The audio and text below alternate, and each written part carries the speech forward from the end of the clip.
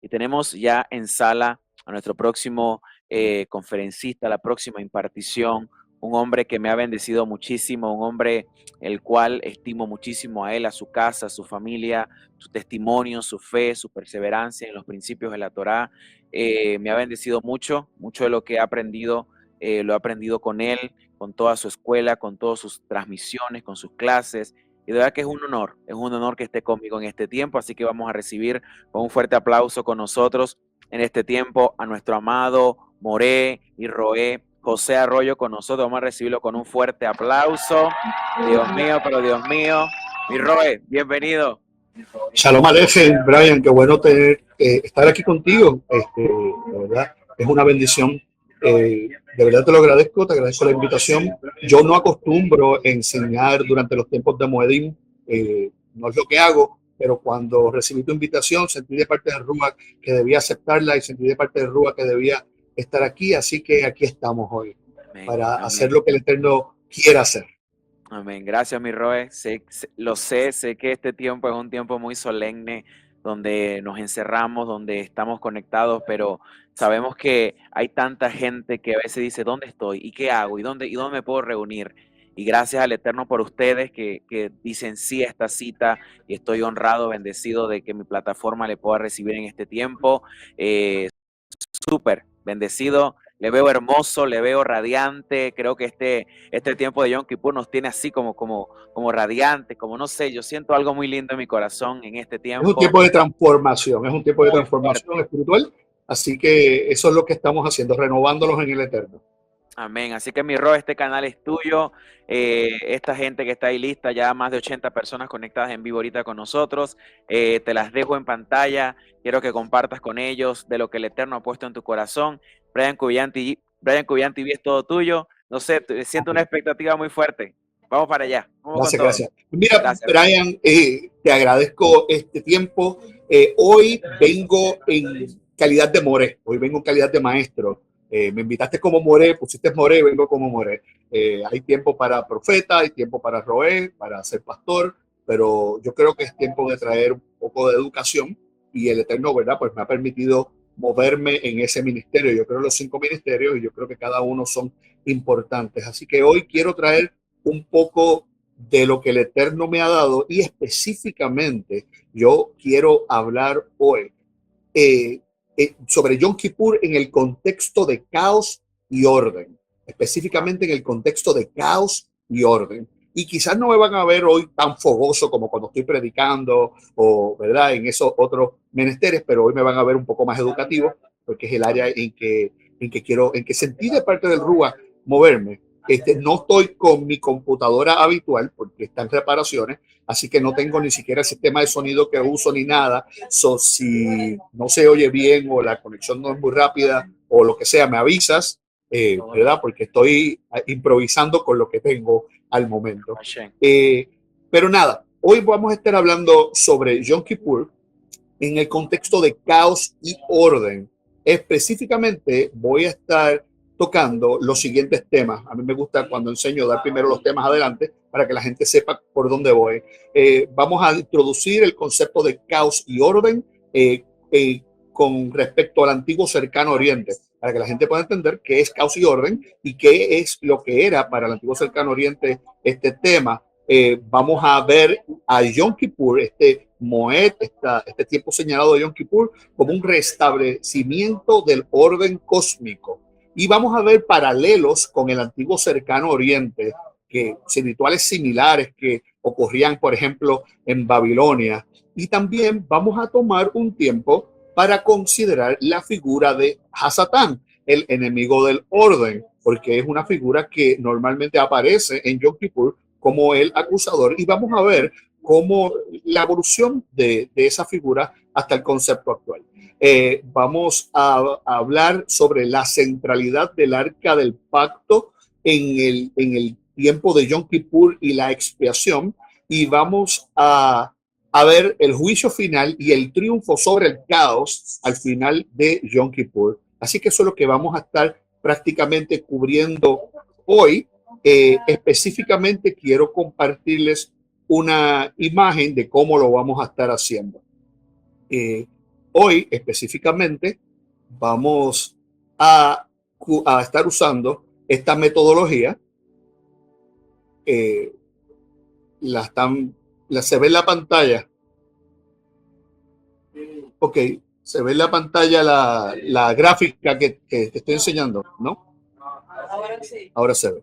Ok, voy a estar usando esta metodología, que es la metodología diseñada por el Moré Rico Cortés, con quien el Eterno me ha permitido, me ha honrado en poder estudiar con él, desarrollada. Él es el presidente de Wisdom y Torah, y aquí vamos a estar utilizando este concepto gráfico para poder ver. Si ustedes pueden ver, en el centro está Dios representado en la tierra por su templo, y hay 6 elementos principales que rodean nuestra relación con Dios, que son los espacios sagrados, los convenios, justicia y bondad, honor y vergüenza, nueva creación y caos y orden, que es el que vamos a estar tocando hoy. Como pueden ver, estos conceptos son la verja o la zona liminal para la vida, la santidad, el Edén y el orden, que es cuando estamos cerca de Dios. Y fuera de estos conceptos, pues obviamente vamos a ver el caos, la muerte, la rebelión y el exilio, que son los conceptos que están afuera de este círculo, que es nuestro círculo de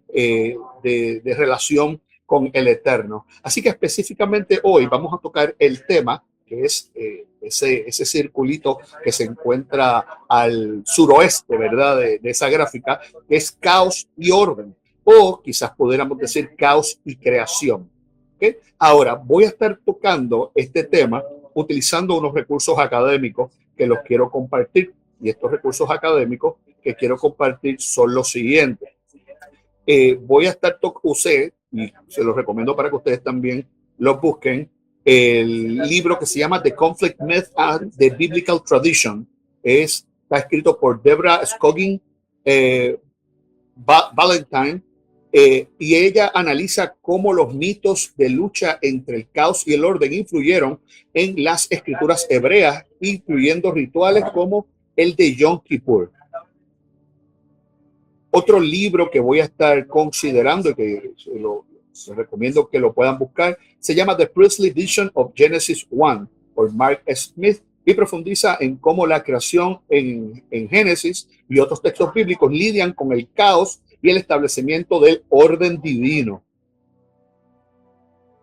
Otro libro que quiero que consideren, y para mí es el más importante de todos los que les voy a estar mencionando hoy, y se llama Ancient Near Eastern Thought and the Old Testament, Introducing the Conceptual World of the Hebrew Bible. Y este libro está escrito por John Walton, uno de mis escritores favoritos, y este destacado erudito examina el contexto cultural del antiguo cercano oriente y aporta información explicando contextualmente y exegéticamente los diferentes pasajes del Antiguo Testamento, y pues, obviamente vamos a estar usando los que hablan de Yom Kippur.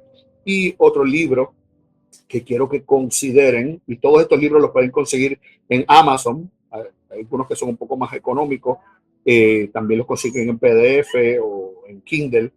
Satan, a Biography, por Henry Ansgar Kelly. Es un estudio sobre cómo la figura de Hasatán fue evolucionando a través del pensamiento, desde el concepto de original hebreo hasta lo que hoy en día el cristianismo piensa que es Hasatán. Y el último libro que voy a considerar hoy, o que consideré para este estudio y que se los recomiendo a ustedes, se llama Creation and Chaos in the Primeval Era and the Eschaton, por Hermann Gunkel. Este libro analiza cómo el caos es derrotado en los textos bíblicos y su relación con la imagen del juicio final. Así que esos son los libros que voy a estar considerando hoy, y esa es la metodología que voy a estar utilizando hoy. Y espero, ¿verdad?, que me tengan paciencia, porque yo sé que algunas veces yo hablo un poquito rápido y encima de eso pues estoy hablando temas que son académicos, ¿verdad?, de estudio, de profundidad, y quizás tengan que ver este video otra vez. Pero no hay problema, porque ahora ya los deja grabados en YouTube, así que sencillamente pueden ir otra vez y verlos en YouTube, y verlos, todo lo que sea necesario. Y los pueden pausar luego que salga del live para que puedan tomar notas. ¿Ok? Entonces, vamos a comenzar en esta aventura a través del tiempo de Yom Kippur.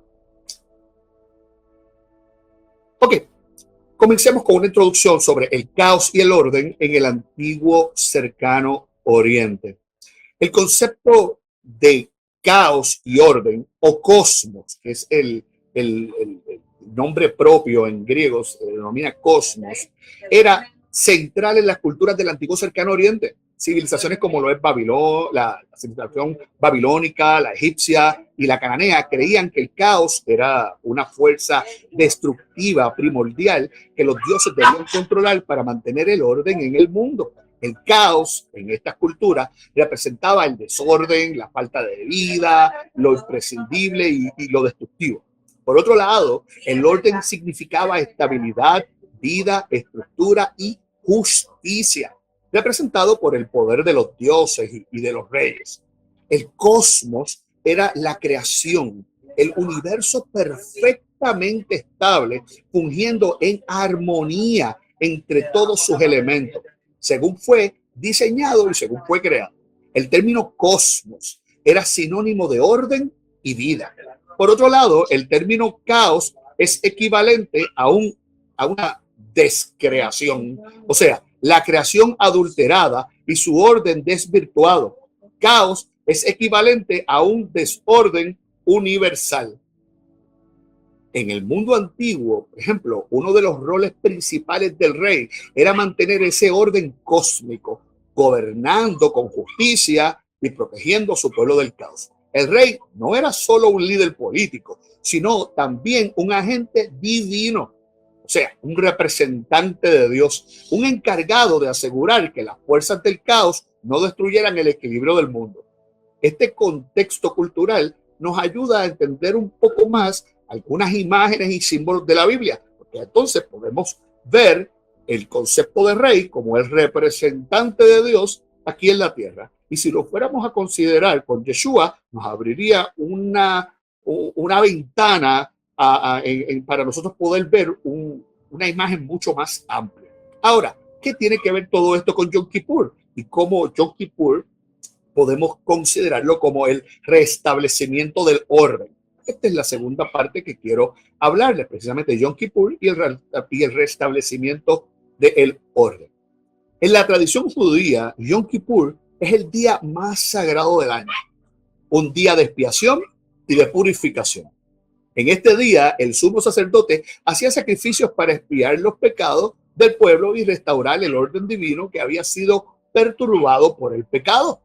Podemos ver en Yom Kippur un tipo de microcosmos, un drama cósmico en miniatura del caos y el orden que encontramos en el antiguo cercano Oriente. Es como si en Yom Kippur se encontraran estos dos aspectos y lo pudiéramos visualizar a través de las ceremonias, los rituales y la liturgia de Yom Kippur.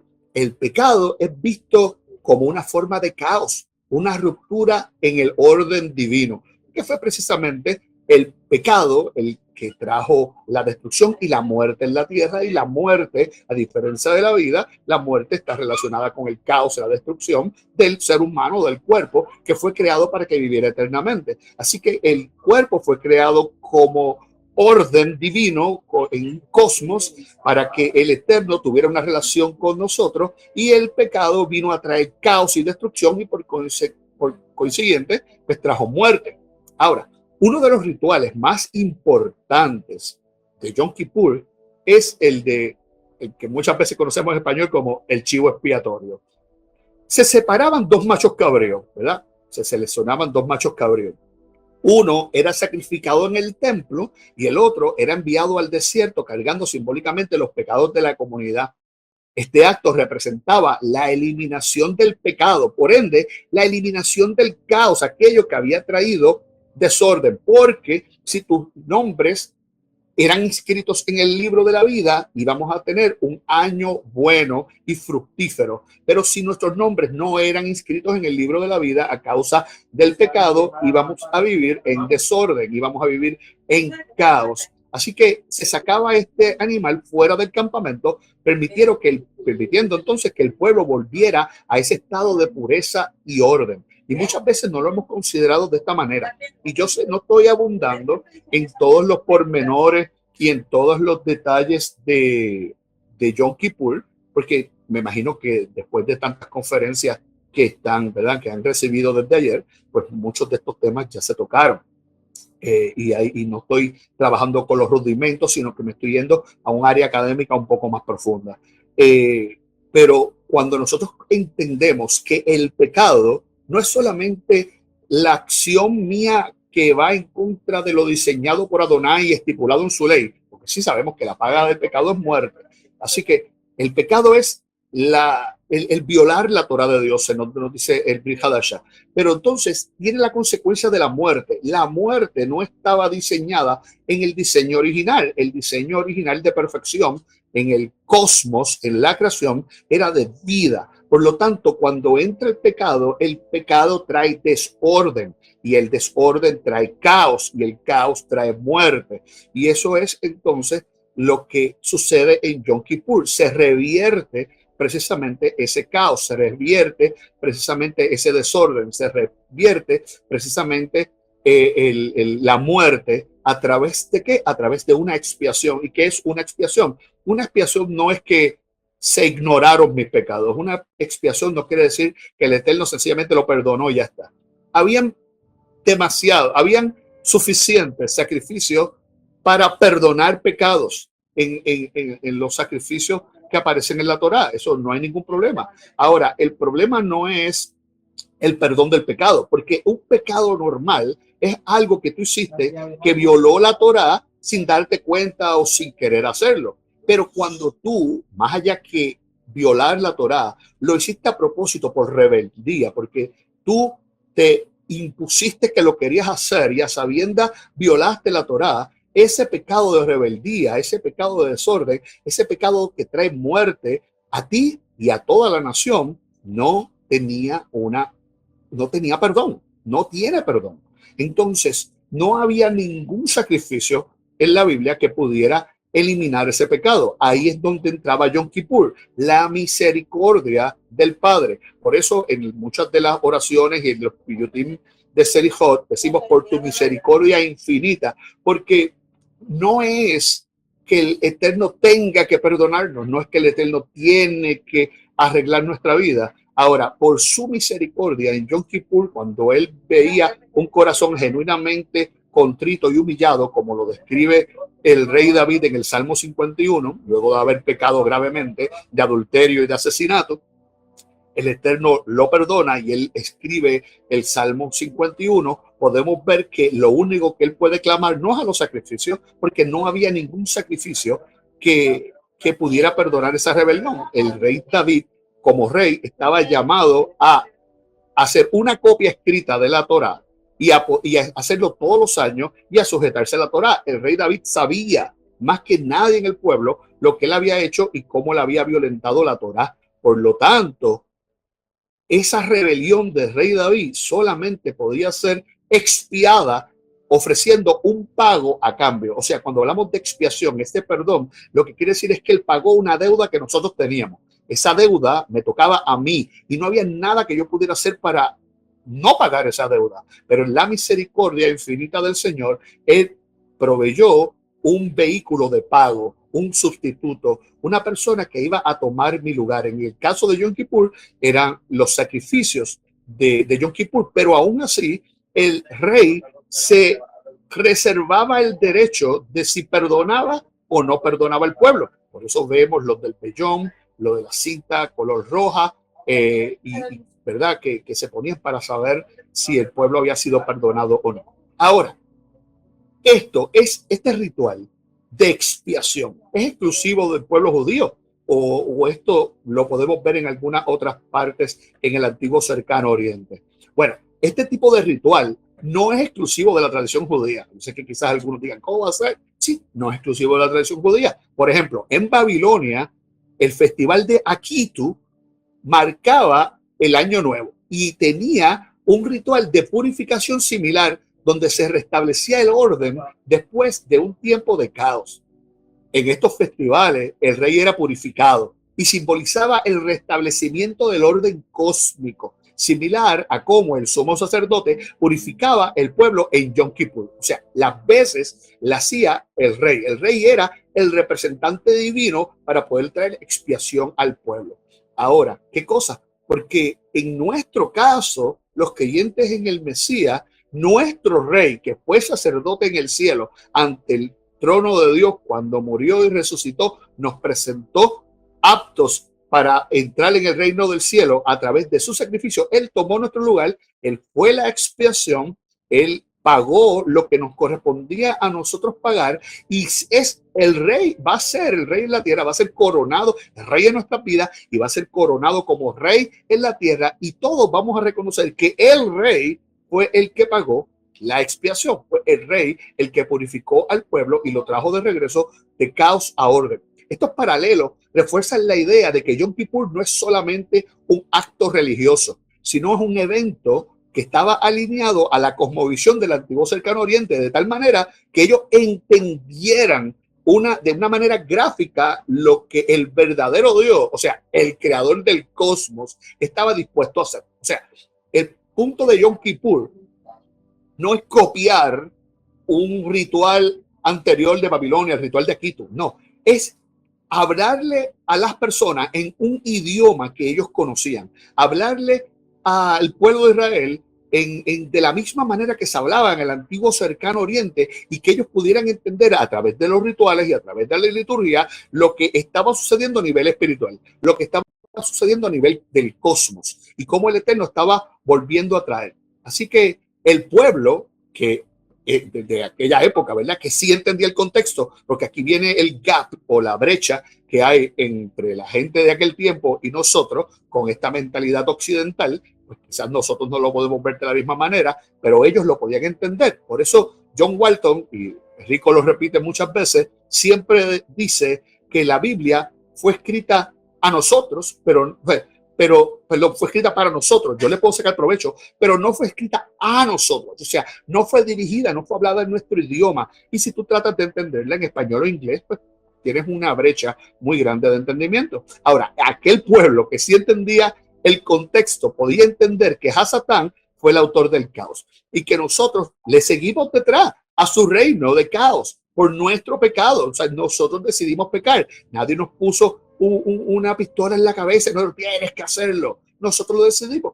Ahora, en Yom Kippur, el verdadero rey, no el rey asirio, no el rey babilónico, no el rey sumerio, el verdadero rey nos da, en aquel tiempo yo lo veía, nos daba la oportunidad de él pagar nuestra deuda y revertir el caos, no solo en nosotros, sino el caos de todo el universo. Y yo sé que muchas veces nosotros nos vemos en nuestras vidas y podemos pensar que nuestras vidas están en caos y tenemos y necesitamos arreglarlas. Definitivamente eso es así. Pero nuestras vidas son un reflejo de algo mucho más grande. El universo entero todavía no ha experimentado la redención final. El universo se ha ido restaurando. Nosotros estamos llamados a hacer Tikkun Olam, pero todavía falta el final, restablecer el cosmos, restablecer la creación como fue dada. Y eso lo hará el Mashiach cuando regrese. Durante 1000 años estará enseñándonos Torah, enseñándonos a cómo restablecer el reino,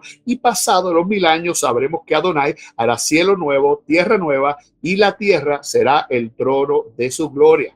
Hoy en día nuestra mentalidad occidental nos dificulta tanto entender un mensaje que para esta gente era muy claro. Si nosotros tuviéramos la cosmovisión que tenían el antiguo cercano oriente, y nosotros podemos definir cosmovisión como unos espejuelos que nos permiten ver de una manera, y ponle que estos espejuelos sean rojos, y si yo los tengo puestos veo rojo, pero si yo me los quito y me pongo unas lentes, unas gafas que sean azul, entonces voy a ver las cosas de color azul. Y la cosmovisión lamentablemente influye demasiadísimo en cómo nosotros vemos las cosas. Así que al nosotros tener una cosmovisión occidental, se nos dificulta entender muchas cosas. Y por eso hemos tenido que regresar a los estudios, entrar en el contexto en que las cosas fueran escritas, entender el contexto geográfico, el contexto litúrgico, el contexto histórico y hasta el contexto del idioma en que se hablaba, para nosotros poder comenzar a entender la antropología para poder entonces empezar a entender lo que el Eterno nos dejó plasmado en su palabra. Ahora, hablamos de Hasatán. Hasatán, el enemigo del orden.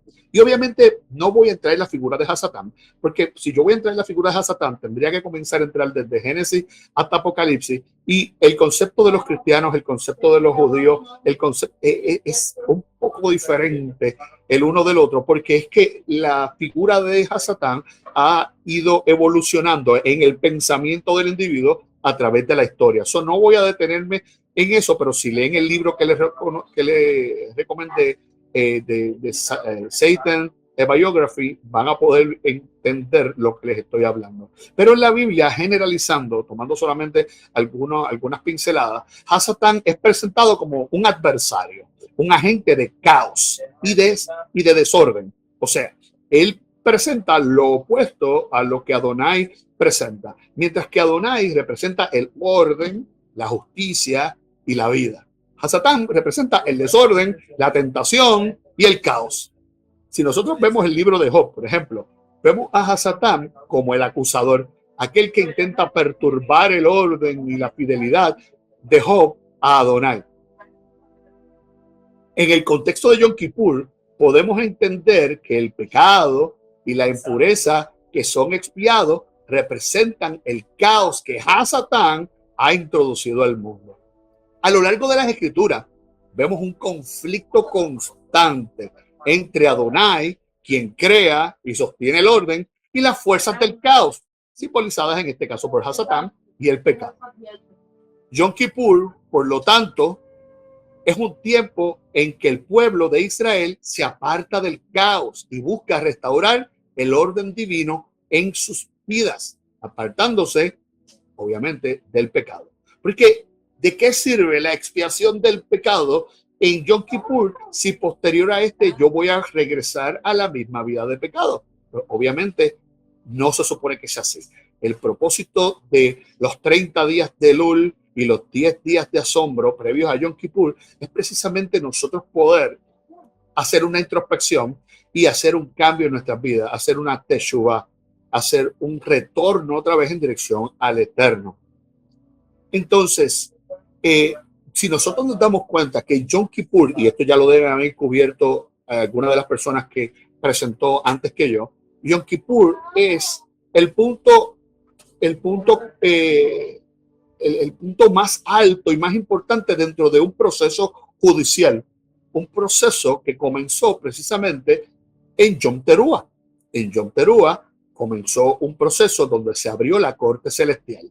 Durante el mes de Elul se estuvo diciendo el rey está en los campos, el rey se acerca. Ahora, cuando llegó Yom Teruah, proclamamos que el rey estaba en la puerta, que el rey estaba listo en el portal para hacer juicio. O sea, se abre la sesión en Yom Teruah, y precisamente sabemos que el retorno de Yeshua marcará el comienzo de un juicio que él juzgará vivos y a muertos. Ahora, precisamente estos 10 días de asombro son 10 días de expectación. Algunas personas dicen que son días temibles porque todo el mundo está sabiendo que el rey llegó, y el rey puede haber llegado para bendecirte, o el rey puede haber llegado para declararte culpable. Así que, ¿qué sucederá? Y por eso, desde antes de Yom Teruah, estuvimos un tiempo preparándonos haciendo oraciones y cánticos y poemas de Selichot, que significa perdones,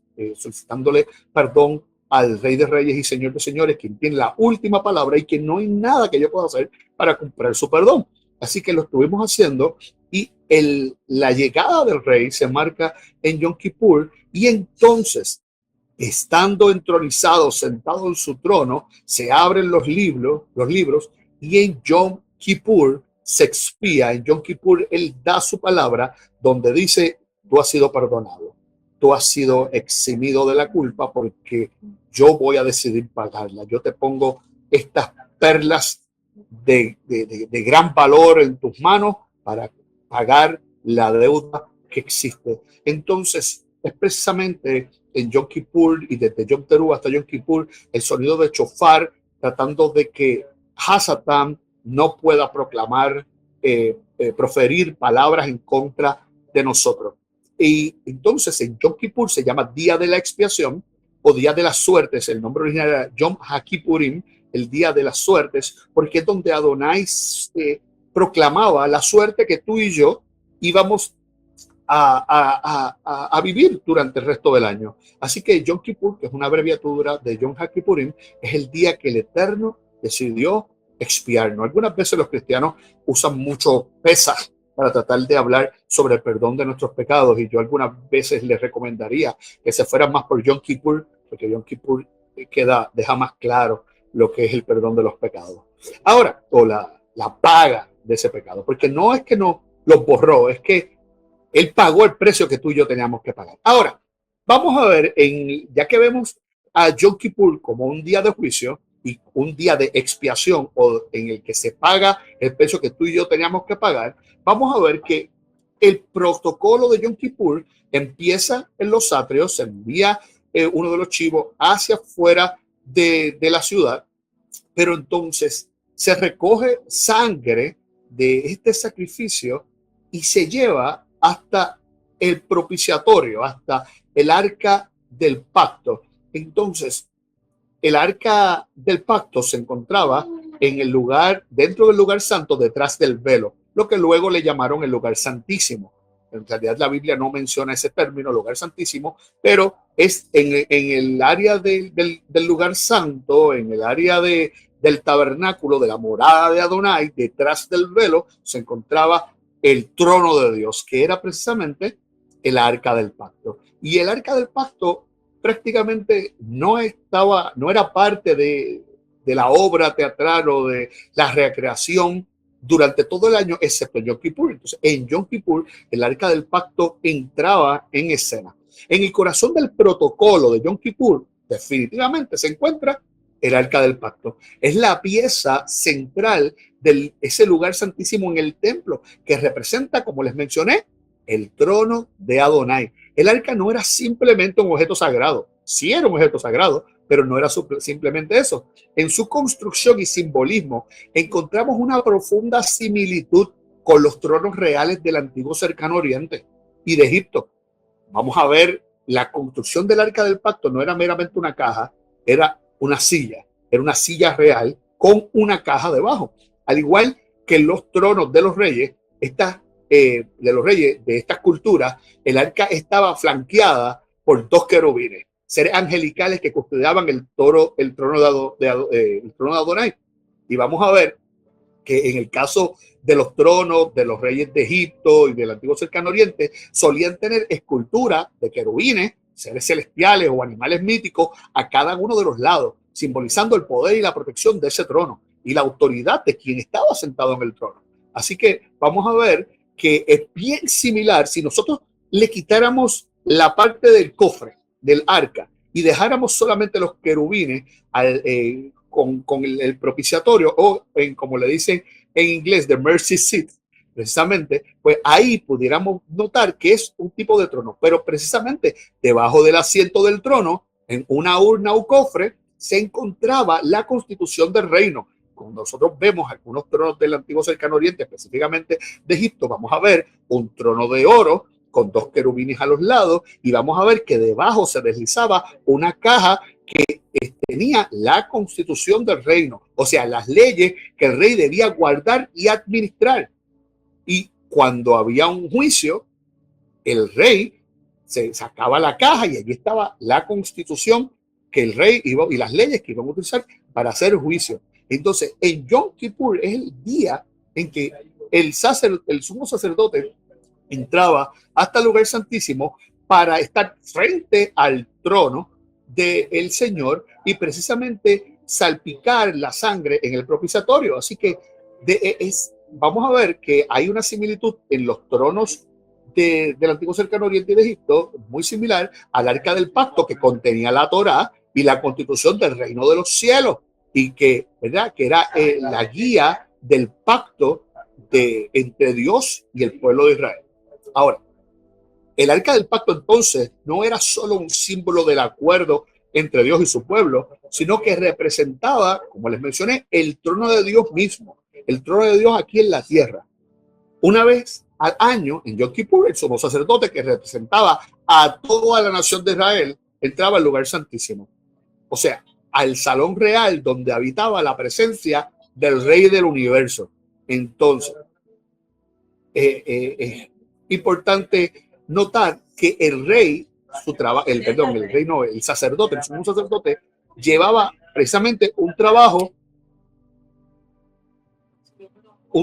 sacerdotal. ¿Qué quiere decir un trabajo sacerdotal? Él estaba en una representación de un pueblo para interceder en nombre de un pueblo. Eso quiere decir que el sumo sacerdote, su trabajo era llevar consigo al pueblo, aunque el pueblo literalmente nadie podía entrar al lugar santísimo, todo el pueblo de Israel entraba al lugar santísimo a través del sacerdote. O sea, no es que literalmente nadie entraba, nadie podía entrar, solamente el sacerdote, pero él representaba al pueblo de Israel. Él era el intercesor, él era un agente mediador o un broker, él era una agencia divina que representaba al pueblo de Israel frente al trono del Rey de Reyes y del Señor del universo, frente al Rey de nuestro Dios.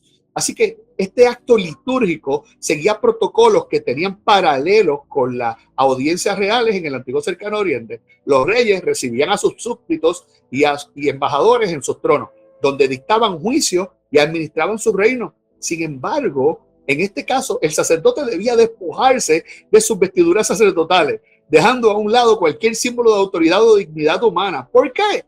Porque en el salón del trono, en ese salón real, solamente había un soberano, Adonai, y él es el único que lleva la autoridad en ese momento de juicio. O sea, durante todos los días del año, el sacerdote oficiaba con esas figuras hermosas, pero en Yom Kippur, él representaba al pueblo y él iba a entrar como uno más del pueblo. Allí el soberano, aunque normalmente lo veían a él como esta figura importante, y lo era, pero en Yom Kippur iba a ser iba a representar al pueblo. Y el que decía la palabra final no era el sumo sacerdote, era el que estaba sentado en el trono. No sé si podemos ver el paralelismo con Yeshua de Nazaret, quien se despojó de sus vestiduras de sus vestiduras reales para ser igual que nosotros e interceder ante el Padre. Entonces vamos a ver que de la misma manera Yeshua intercedió por nosotros ante el Padre. Y digo intercedió porque cuando nosotros leemos el libro de Hebreos, no dice que él está intercediendo todos los días, como muchas veces nosotros tenemos en nuestra mentalidad religiosa. Hemos aprendido que Yeshua está todo el tiempo intercediendo. No, él está sentado a la diestra del Padre, esperando que el Padre le diga que vaya. Eso es lo que dice la Escritura. Ahora, la Biblia dice en Hebreos que él subió al santuario celestial e intercedió por nosotros una vez y para siempre. Eso quiere decir que Yeshua hizo las veces de sacerdote o de sumo sacerdote en el tabernáculo celestial. Pero entonces cuando venga de regreso a la tierra, no viene a ejercer como sacerdote. Ese trabajo sacerdotal lo hizo en el tabernáculo celestial. Cuando venga a la tierra, viene a ejercer como rey. Así que Yeshua no solo fue el sacrificio, sino también él fue el intercesor. Así que Yeshua, de la misma manera que el rey era una agencia divina que representaba a la deidad de su pueblo, Yeshua es la agencia divina que representa al Padre. Por eso él es el Malech HaPanim, o el ángel del rostro, o el ángel de la presencia. Por eso nadie ve al Padre sino a través de Yeshua, porque Yeshua es la imagen del Padre en la tierra. Yeshua es Dios para nosotros en la tierra, porque nunca vamos a poder ver al Padre en la tierra. Así que Él es el representante, la agencia divina, el soberano. Cuando Él esté aquí en la tierra, Él va a estar sentado en el trono. Amén. Así que en este caso, en Yom Kippur, podemos ver, por lo tanto, que el día culmina el juicio que comenzó a llegar el rey en Yom Teruah, como les mencioné antes. El arca, podemos verla como el trono de Dios, que se convierte en el centro del proceso judicial, con la Torá como la constitución sobre la cual se emiten los veredictos. La paga por los pecados del pueblo se presenta en forma de sangre. ¿Por qué? Porque la paga del pecado es muerte, que es salpicada sobre el propiciatorio, que es el asiento de misericordia, como les mencioné ahorita, le llaman en inglés, del arca. Similar a cómo se presentaban los tributos como paga al rey para restablecer el orden y el caos. Así como había que pagarle tributo a los reyes del antiguo cercano oriente, pues esto era una especie de paga, solo que en este caso esta sangre está representando la paga que fue Yeshua. Como dice la escritura, la paga del pecado es muerte, y muerte es igual a caos. Esto lo dice Romanos 6:23. La paga del pecado es muerte. Muerte es caos. O sea, la paga del pecado resultó en caos. Y también nos dice la escritura, sin derramamiento de sangre no hay remisión, paga de pecado. Hebreos 9:22. La paga para revertir del caos al cosmos era la sangre. Los reyes eran considerados representantes de Dios y en alguna cultura hasta dioses mismos. Pero como mencioné anteriormente, los reyes del antiguo cercano oriente eran los responsables de regir con justicia y con bondad para establecer el orden cósmico en la tierra. Este acto de rociar sangre entonces tiene paralelos con la liturgia real frente a los tronos del mundo antiguo, donde el soberano sentado en su trono dictaba justicia basada en la ley que sostenía el pacto entre rey y pueblo, para así, a través de la justicia y bondad, restablecer el orden de la creación o el cosmos. Y ya casi voy terminando. El juicio final vamos ahora para el próximo punto, y el triunfo sobre el caos. Ahora, quiero que piensen en un tema clave en la Biblia, el juicio final. Al final de los tiempos, Adonai estará sentado en su trono, juzgando a las naciones. Este trono no es solamente un símbolo de poder, sino también de orden. Adonai juzgará según su Torá, su constitución divina, y pondrá a todos sus enemigos, como dice la escritura, por debajo de sus pies. Pondrá a sus enemigos bajo sus pies. Aquí es donde el concepto de poner a los enemigos bajo los pies adquiere un significado profundo. En el antiguo cercano oriente, los reyes grababan imágenes o los nombres de sus enemigos en las sandalias, en las sandalias del rey. Podemos ver en algunos museos que tienen hallazgos arqueológicos con las sandalias de los reyes grabadas con el nombre o con la foto, con las imágenes de los reyes de las naciones que eran enemigos de ellos. Al sentarse en sus tronos, estos reyes literalmente pisaban a sus enemigos, o sea, simbolizando su victoria sobre ellos. Esto es un símbolo de dominación y de la restauración del orden. Eso quiere decir que cuando leemos en la escritura que Adonai pondrá a sus enemigos bajo sus pies, en el Salmo 110:1, estamos viendo una imagen clara de esa tradición del antiguo cercano oriente. Es una imagen para que la gente pueda entender que Adonai es el rey sentado en el trono, que es el que va a restablecer el orden, y que todo aquello que trajo caos al reino, y que todo aquello que trajo desorden, y que todo aquello que trajo muerte va a ser puesto por debajo de los pies de Adonai. El caos es representado por Hasatán y por sus obras, y este finalmente será derrotado. Adonai juzgará con justicia y todo lo que ha introducido desorden y caos en el universo será sometido a Adonai. Yom Kippur entonces no solo es el día de la expiación personal, sino es un tiempo de recordatorio del juicio final.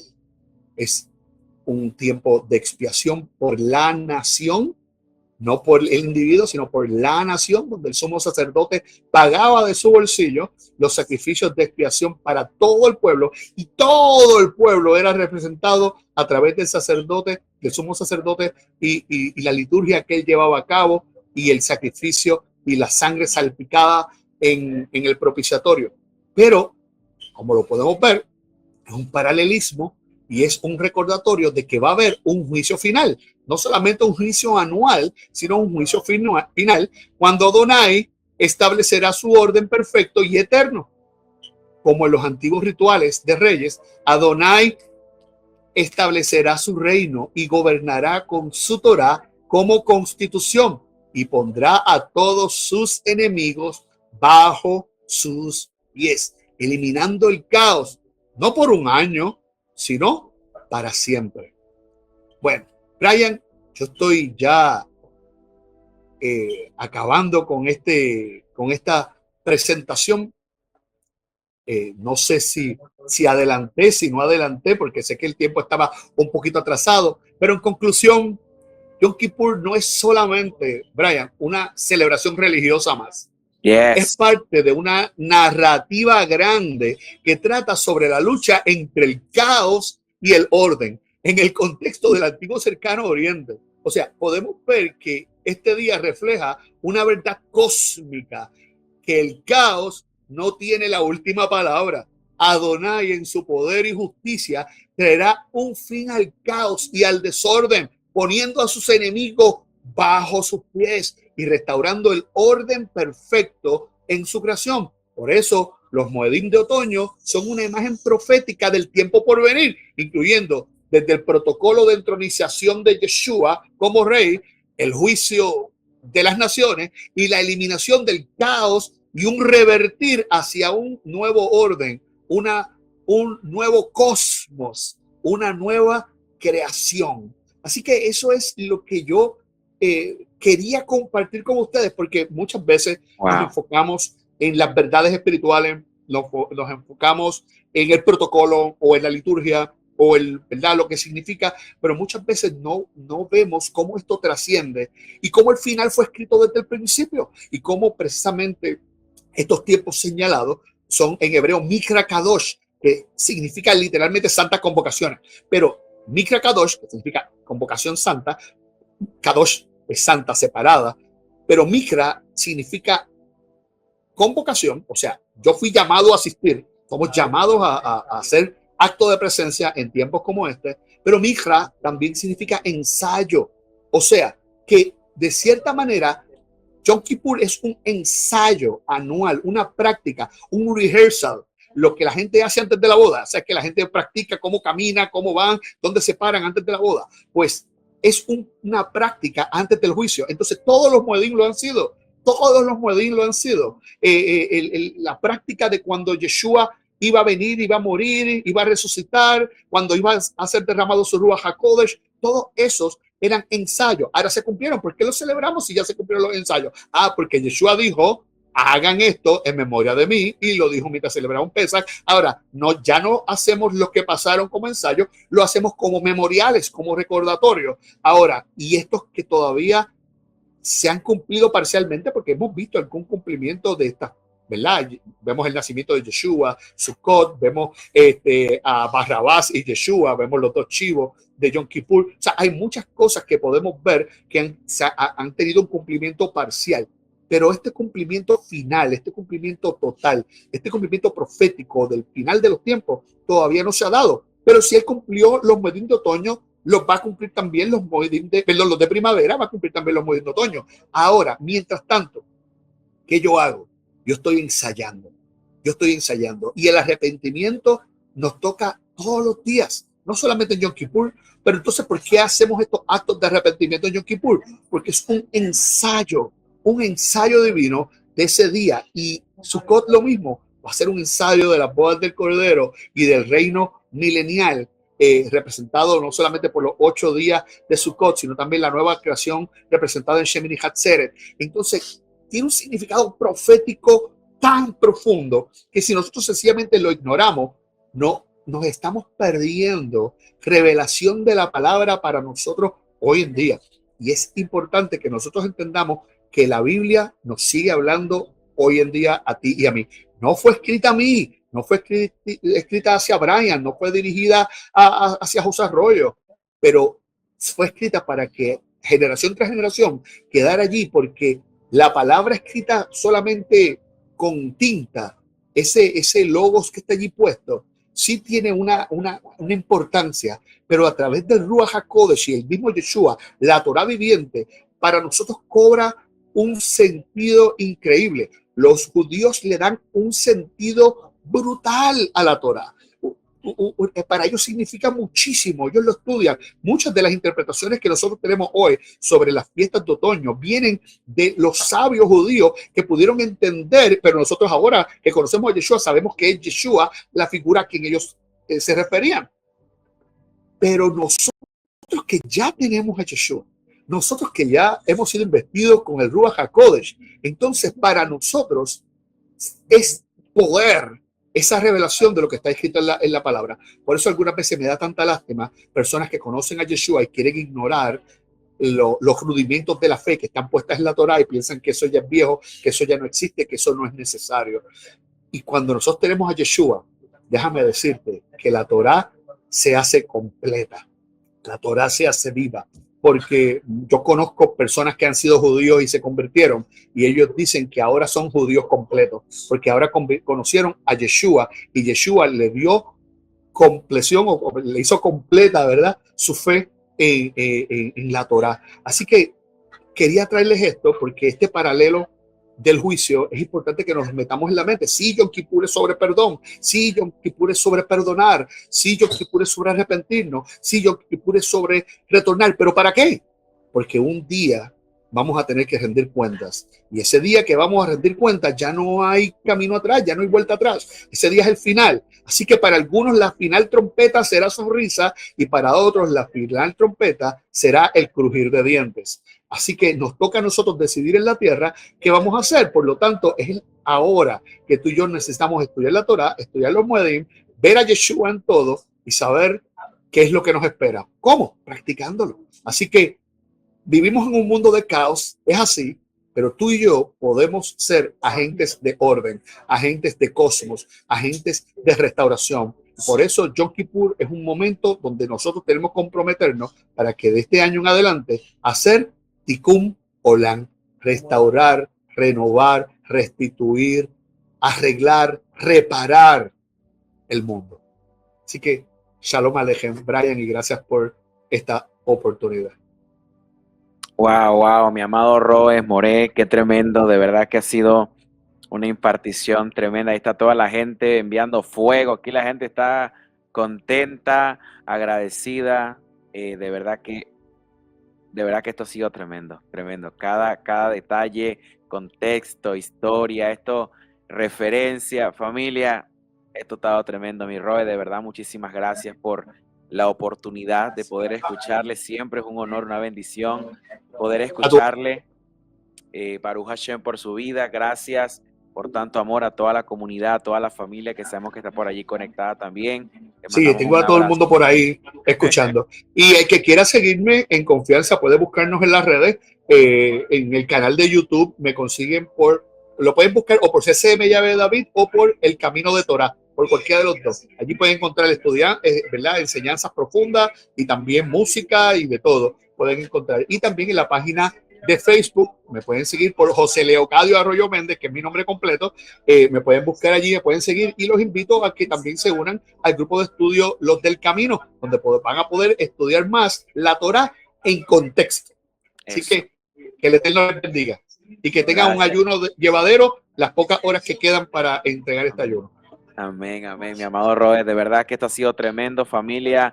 Sigan al maestro, al Moré, José en todas sus redes. Yo les mandé por el grupo a todos mis estudiantes no hace mucho unas canciones, son del Moré, así que ahí lo tienen en vivo y en directo.